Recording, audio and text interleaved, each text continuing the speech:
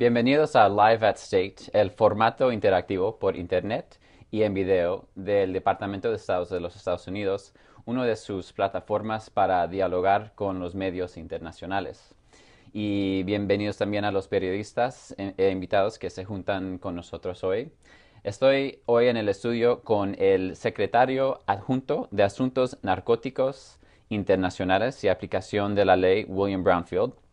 Él estará respondiendo a sus preguntas sobre la reforma de la política antidroga en el hemisferio.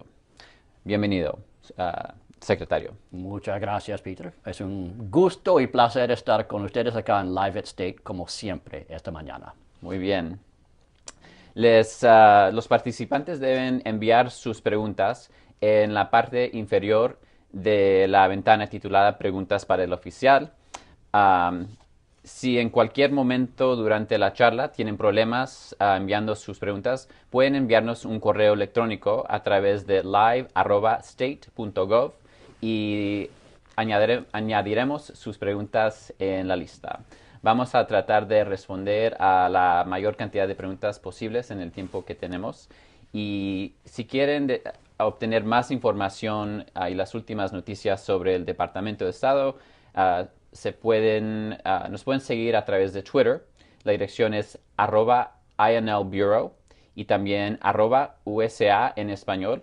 También nos pueden seguir por Facebook en facebook.com/StateINL.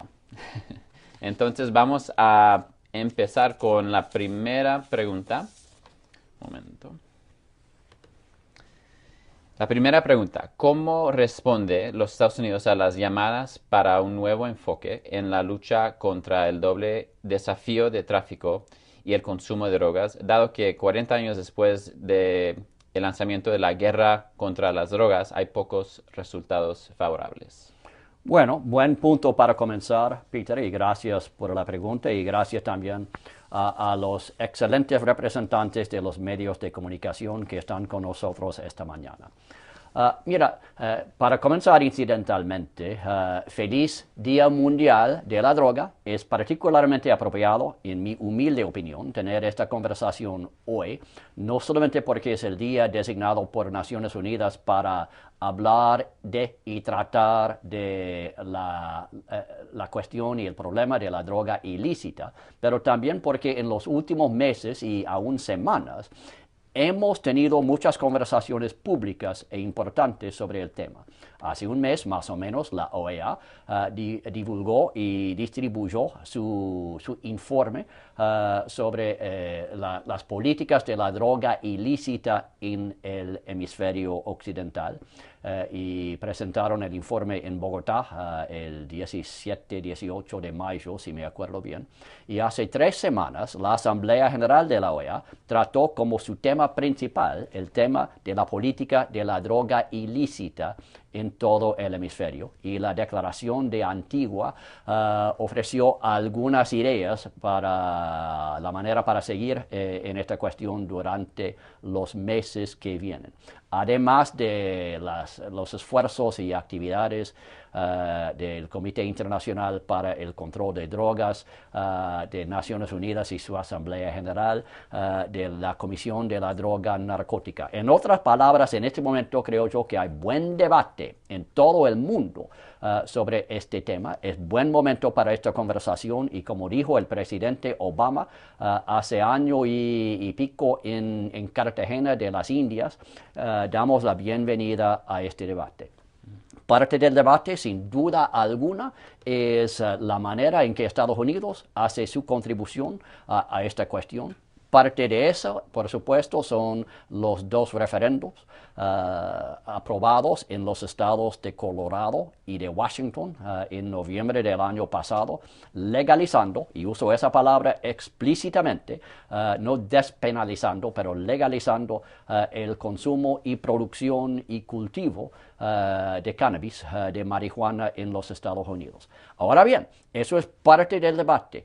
¿Cómo es que un país puede tener sus experimentos, sus ajustes o modificaciones a sus leyes, pero aún participa en el esfuerzo internacional para control el abuso de la droga ilícita y su tráfico ilícito bajo las convenciones internacionales de control de drogas? Creo que es parte del debate y creo que Estados Unidos debe formular una respuesta y una estructura que permite ese tipo de experimentación, pero que cumple con sus obligaciones bajo las convenciones también. Muy bien. Seguimos con otra pregunta de Mónica Oblitas, de Los Tiempos, de Bolivia. Mónica dice, varios países de América Latina han decidido impulsar el debate sobre el despenalización de algunas drogas hoy ilegales. La OEA ha presentado un trabajo sobre el tema. ¿Cuál es la posición de los Estados Unidos sobre la despenalización y sobre el documento trabajo que ha sido elaborado por instrucción de la OEA? ¿Qué va a hacer Estados Unidos al respecto? Mira, Estados Unidos, como los otros 33 miembros de la OEA, es un país soberano e independiente. Y por supuesto, nosotros vamos a controlar y decidir nuestras propias políticas internas y nacionales de la droga y la droga ilícita.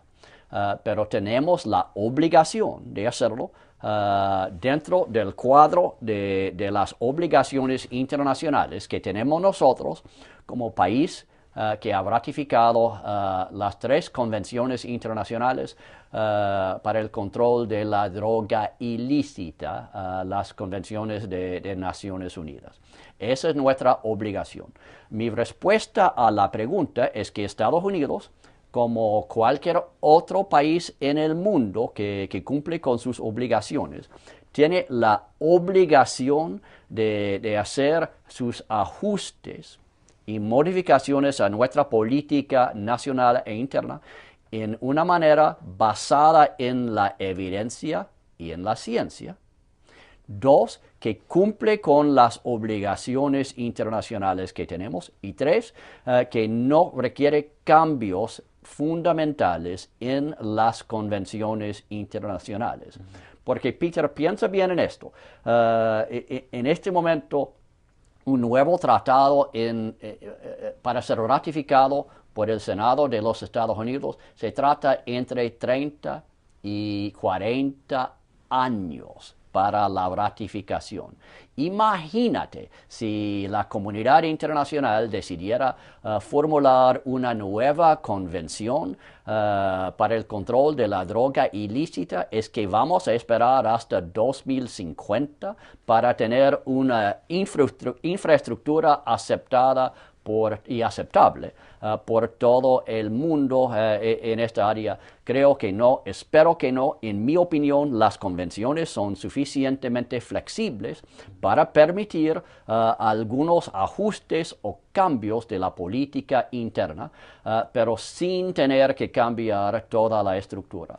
En mi humilde opinión, ya existe un consenso bastante amplio en todo el mundo sobre cómo deberíamos proceder en esta área de la política de la droga ilícita. Un principio aceptado es que la estrategia actual no ha sido un éxito total. En otras palabras, nadie está satisfecho totalmente. 2, que el problema no es un problema exclusivamente policial. También es un problema social, un problema de salud, un problema económico y de desarrollo. 3, que de todas las comunidades que hablan de legalización, nadie habla de legalización más allá que el cannabis, el marihuana. Nadie sugiere legalización de heroína, legalización de cocaína, legalización de metanfetamina. En otras palabras, se limita ese debate a una pequeña parte de todo el universo. 4, todo el mundo coincide en que estas organizaciones criminales son malas. Nadie dice que los carteles de la droga ilícita son buenos. 5, que todo el mundo coincide que la colaboración internacional es buena. En otras palabras, queremos colaboración. No queremos 194 países con su propia estrategia totalmente independiente de todo el resto del mundo. Y finalmente, sexto y último principio aceptado por consenso, cada país decide su propia política interna y nacional. Creo yo que con esos 6 principios aceptados por todo el mundo debería ser posible formular una estrategia política aceptable para todo el mundo. Okay. Y siguiendo un poco en este tema, otra pregunta de Mónica Oblitas de Bolivia, de los tiempos. Ella nos pregunta, en este contexto, ¿cómo está influyendo el avance de la despenalización del uso de la marihuana en estados como Washington y Colorado y en países como Uruguay o Colombia a la política antidrogas del presidente Obama? Sí, primero, por supuesto, quiero comenzar al nivel global y bajar al nivel hemisférico y finalmente al nivel nacional y en Estados Unidos al nivel de estado. Globalmente, la Convención Internacional en este momento incorpora marihuana, cannabis, como una de las drogas proscritos, no permitidos en la lista de drogas proscritas. Tenemos que aceptar esa realidad en Estados Unidos como en cualquier otro país del mundo. En este momento, la Convención Mundial no la permite. Y la organización responsable para aplicar esa convención, el International Narcotics Control Board, el Comité Internacional para el Control de Narcótico, ha sido bastante claro con nosotros, mandando en este momento 4 cartas a los secretarios de Estado y el fiscal general de los Estados Unidos informándonos de eso. En este momento, marihuana es también una droga proscrita por ley federal en los Estados Unidos. En otras palabras, hay 18 estados de los Estados Unidos que permiten el uso de marihuana por propósitos médicos y 2 estados en los Estados Unidos que han decidido que antes del fin de este año de 2013 van a permitir el uso de marihuana por propósitos personales y recreacionales también. Esos son Washington y Colorado. Pero en este momento hay un conflicto entre el futuro ley de los 2 estados y la ley federal de los Estados Unidos. Creo yo que durante los próximos 5 o 6 meses, las autoridades federales y las autoridades de los 2 estados tendrán que llegar a una acomodación para asegurar que la ley es consistente, coherente entre las autoridades federales y las autoridades de los estados.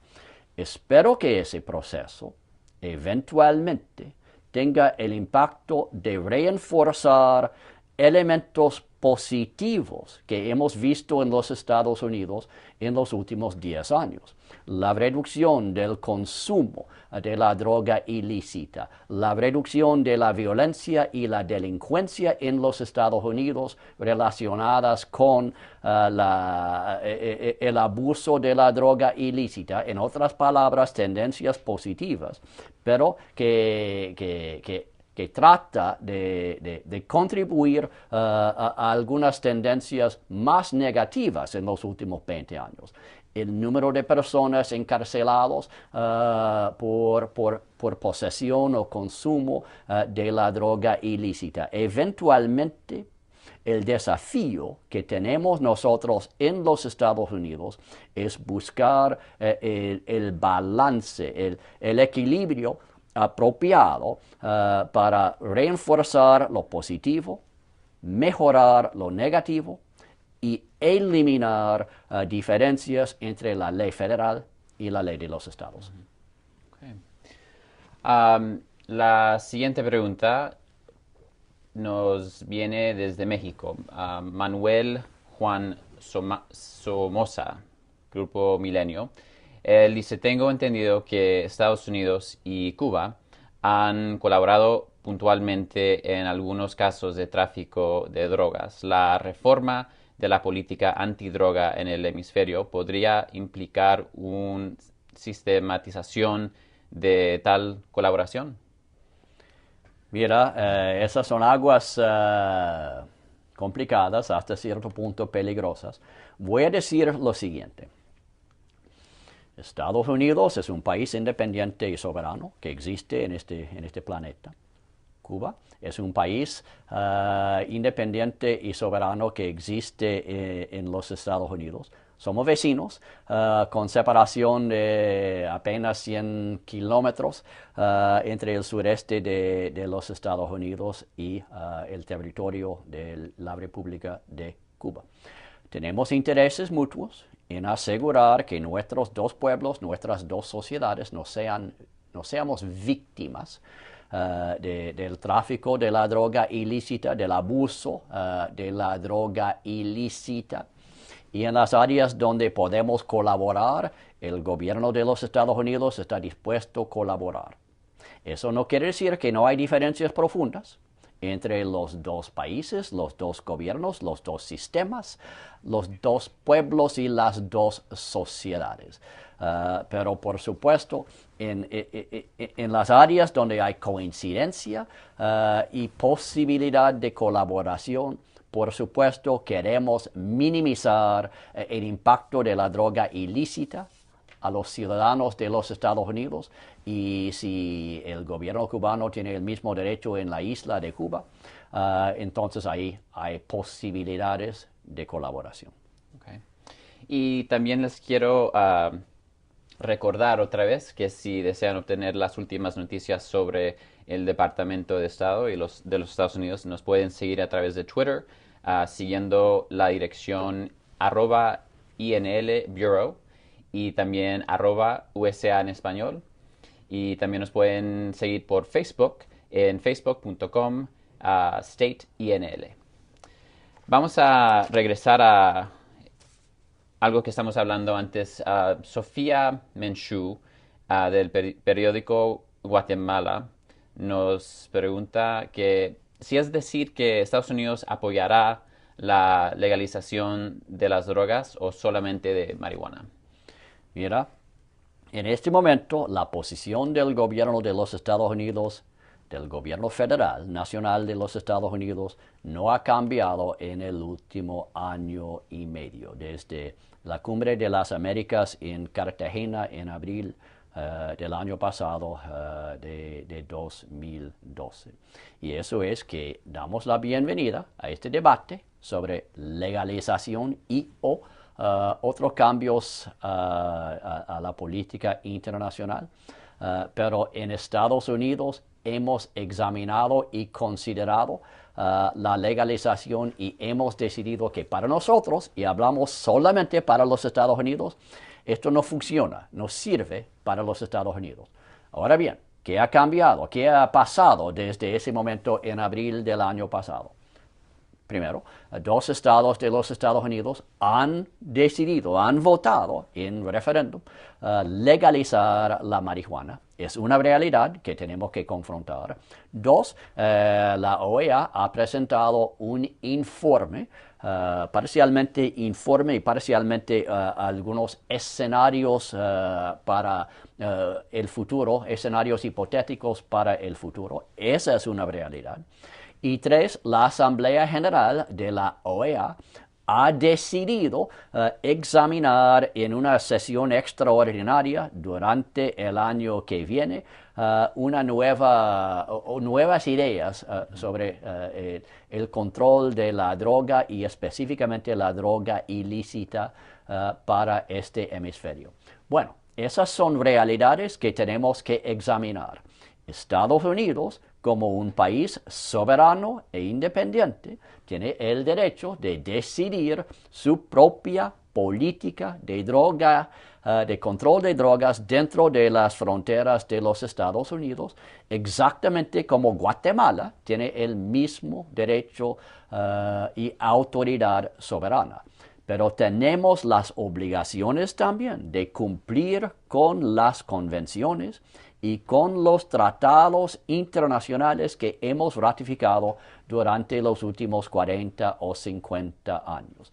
Tenemos que buscar una solución pragmática, una solución moderada. En otras palabras, las ONGs, las fundaciones, los ciudadanos privados tienen el derecho de ofrecer la polémica para provocar debate y eventualmente examinar todas las posibilidades. Pero cuando los gobiernos entran en conversación, deben buscar soluciones auténticas. Mi opinión es que la solución auténtica en el futuro va a encontrarse entre los dos extremos.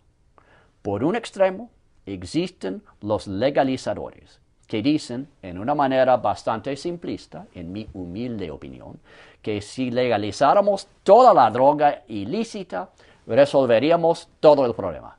De día a noche sería resuelto. Por otro extremo, existen lo que llamo yo los prohibicionistas, los que dicen que vamos a prohibir todo, absolutamente todo, y todo es criminalizado, y en caso de violación de la prohibición, entonces es una cuestión policial y criminal. Creo yo que la solución se encuentra entre esos dos extremos, en el gran centro, donde hay muchas posibilidades para explorar, considerar y eventualmente producir una solución basada en la evidencia y la ciencia, que respecta los derechos soberanos de cualquier país, que admite que ninguna sociedad quiere tolerar el abuso de la droga ilícita, no porque es una cuestión policial, pero porque es una cuestión social. Es una cuestión de educación, es una cuestión para la juventud del futuro, es una cuestión de salud pública, y es por eso que no hay ninguna sociedad en todo el mundo que quiere aumentar o contribuir a más consumo de droga ilícita.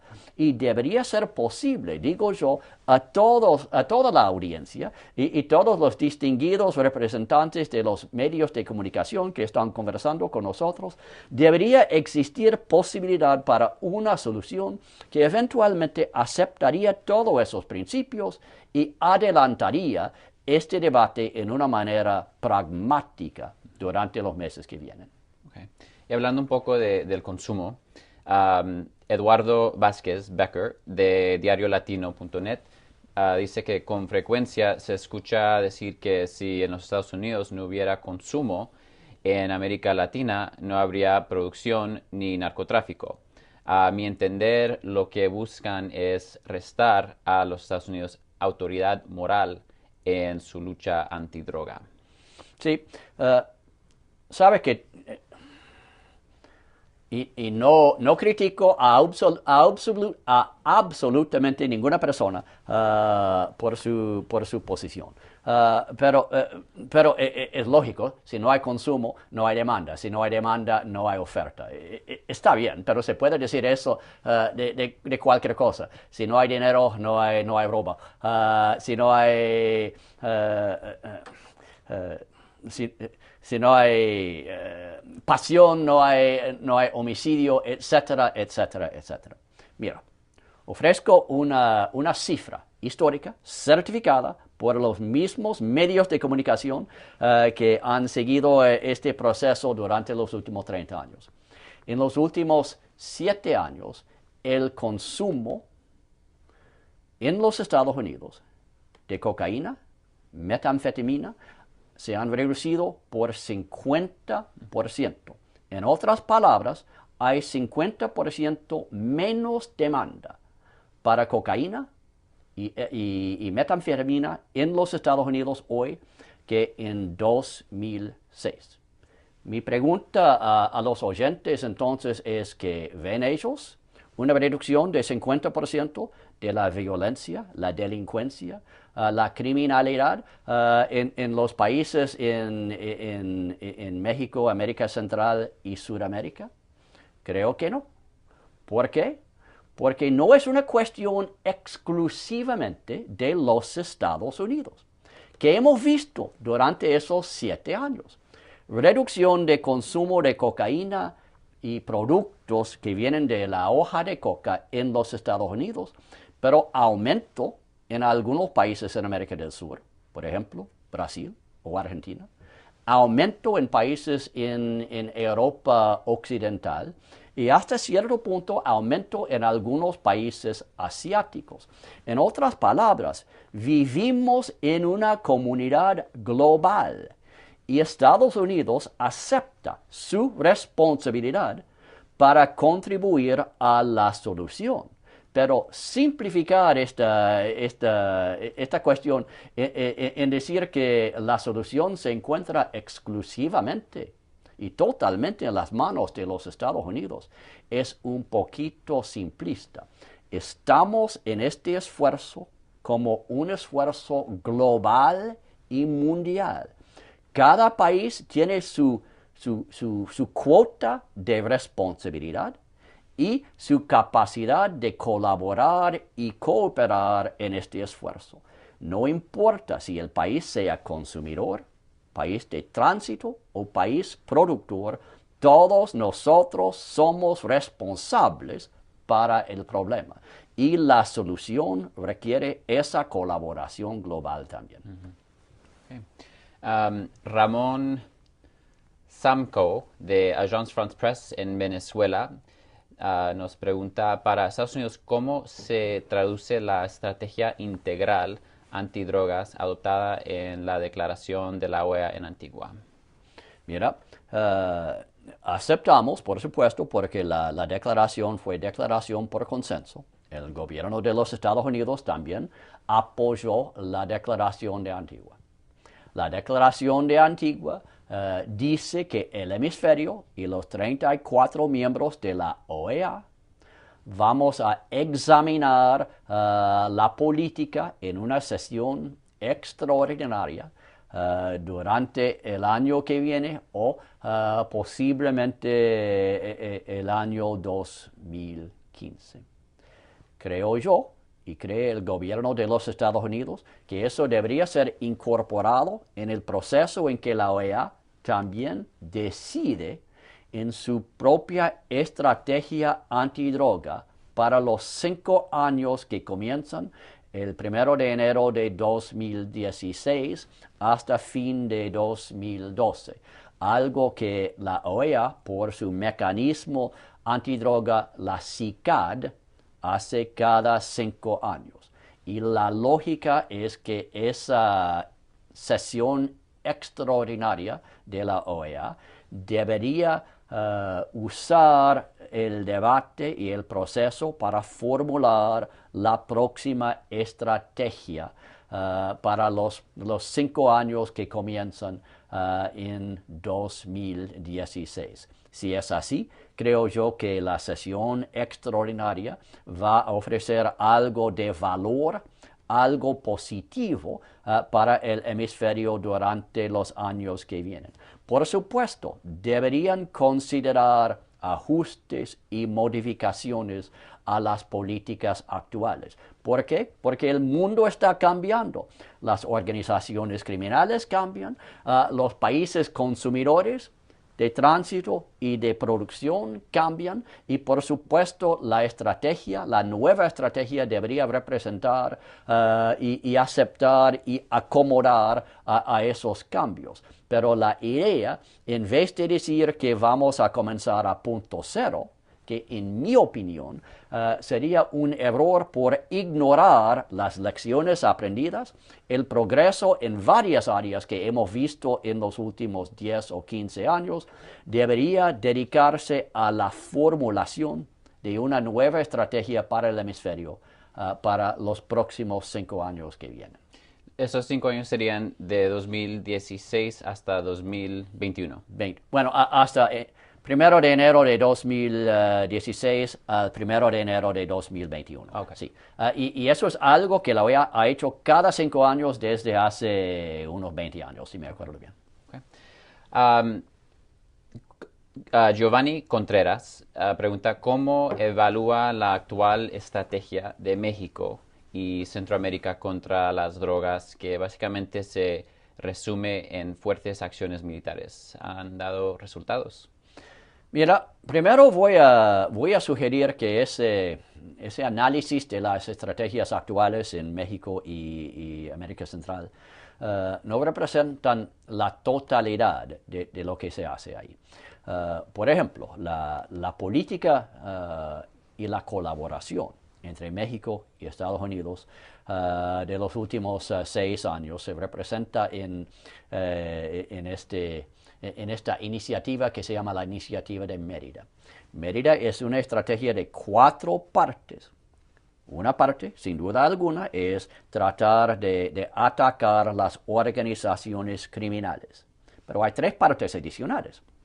Una parte es fortalecer las instituciones, las capacidades de las instituciones de gobierno. Segundo, es establecer una frontera más moderna entre los 2 países, en otras palabras, mejores controles de productos y personas que pasan del norte al sur o del sur hacia el norte.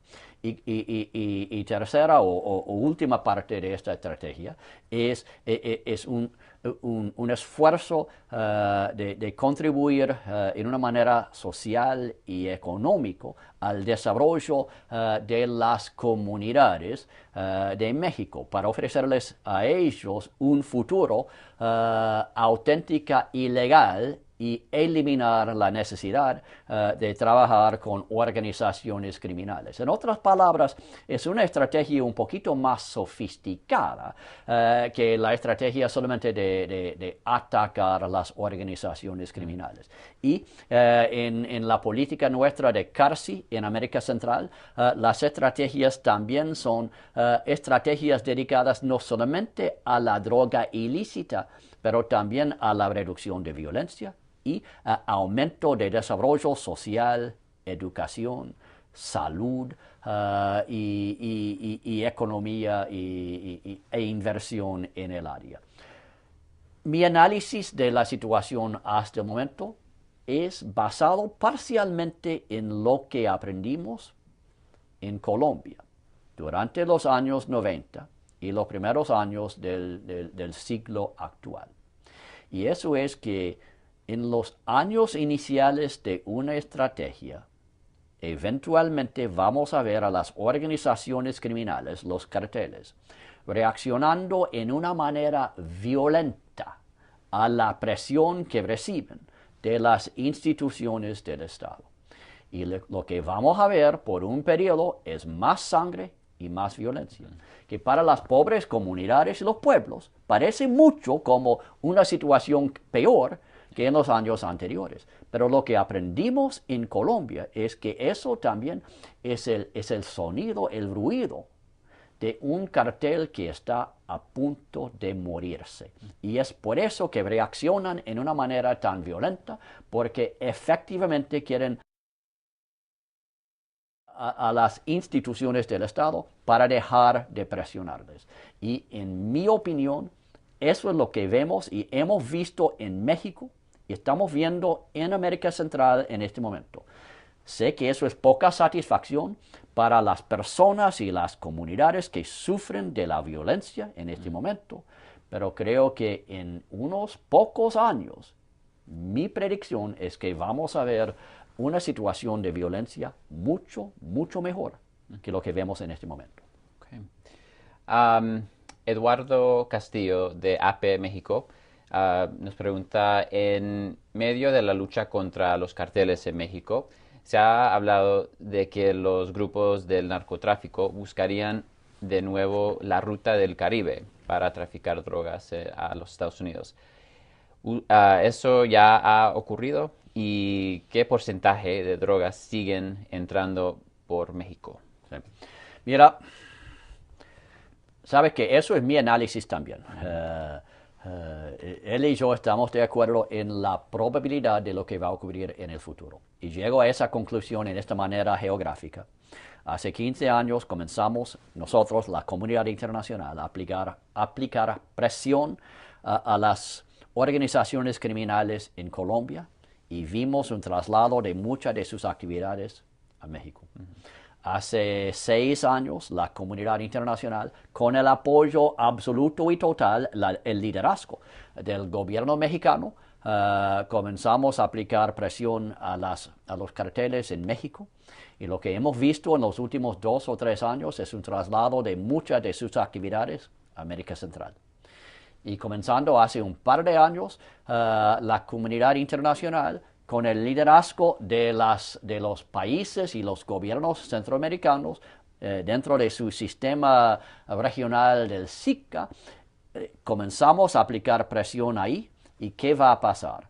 Una posibilidad es que los carteles van a retirarse de la industria traficante y yo no sé, abrir restaurantes en la playa, pero eso es poco probable. Lo más probable es que van a buscar nuevas rutas y en ese momento la atractividad del Caribe y las viejas rutas de los años 80 y 90 van a parecer bastante positivas para ellos.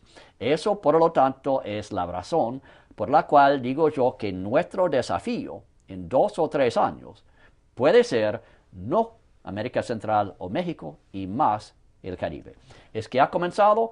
Puede ser que sí. Hace 2 años calculábamos nosotros que solamente unos 4 o 5% de la totalidad del producto ilícito entrando a los Estados Unidos pasaba por el Caribe y más de 90% pasaba por América Central y México. Lo que calculamos el año pasado es que ese número ha crecido hasta 9%, aún una cifra pequeña en comparación con el 90% que pasa por América Central y México, pero 9 es como doble el número de 4 el año anterior, que sugiere, por lo menos me sugiere a mí, un aumento del uso del Caribe y las redes del Caribe como rutas de tráfico hacia América del Norte, y es por eso que creo yo que deberíamos pensar hoy y hacer algo de inversión hoy en la infraestructura para el Caribe, para producir divisas en el año 2015 o 2016, cuando la lógica geográfica sugiere un regreso de los carteles a las rutas por el Caribe. Okay. Nos quedamos un poco en México. Ángel Viarino, de Reforma, en México, nos pregunta, según informaciones aparecidas en diarios estadounidenses como el New York Times, dentro de la DEA no gustó nada la nueva política de Peña Nieto de la ventanilla única para tratar temas de narcotráfico. ¿Puede confirmar o desmentir esta afirmación y también puede entorpecer el trabajo de la lucha al narcotráfico, esta centralización de la colaboración exigida por el gobierno mexicano?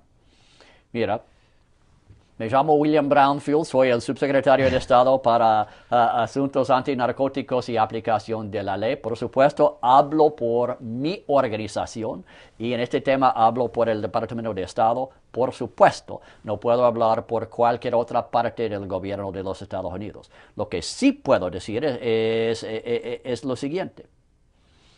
Los Estados Unidos mexicanos es un país soberano e independiente. El gobierno de México tiene el derecho de decidir exactamente como el presidente Obama dijo en público durante su visita a Ciudad México en mayo de este año. Es el gobierno de México que decide la política mexicana y la manera en que Estados Unidos y México vamos a colaborar en México. Punto final. Ahora bien, La lógica expresada por el gobierno mexicano es bastante inteligente. Quieren tener un sistema que permite mejor control y organización de la colaboración. No tengo ningún problema con ese concepto. Ha indicado un interés en poner más énfasis en programas de cohesión social, desarrollo económico y social en las comunidades, más esfuerzo al nivel de Estado y al nivel municipal y menos al nivel federal, más capacitación y educación en vez de equipamiento. Yo no tengo problema alguno con cualquier de esos conceptos. Sin duda alguna, los dos gobiernos necesitamos un sistema que funciona, que permite una colaboración que es bastante complicada y detallada. Como bien sabes, Peter, probablemente no hay dos países en el mundo que tienen más puntos de intersección que México y Estados Unidos. Tenemos una frontera de 2,000 millas, de más de 3,000 kilómetros. Tenemos dos países donde casi 200 millones de seres humanos viven dentro de 100 millas de la frontera, hacia el norte o hacia el sur. Tenemos dos países donde se habla un idioma particular y común. Se llama fronterizo y es como bien sabes, es una mezcla de inglés y español, no hablado en cualquier otra parte del mundo. En otras palabras, es una relación increíblemente complicada, sensible, pero también importante para los dos países. A final de todo el proceso, vamos a llegar a una solución que funciona para ambos gobiernos. ¿Y por qué? Porque se necesita. Porque México y Estados Unidos y nuestra relación bilateral es tan importante que eventualmente vamos a encontrar una solución satisfactoria para todos. Pero repito, todas las ideas ofrecidas por el gobierno de México me parece a mí como ideas totalmente lógicas, positivas y aceptables. Vamos a colaborar porque eventualmente tenemos que colaborar.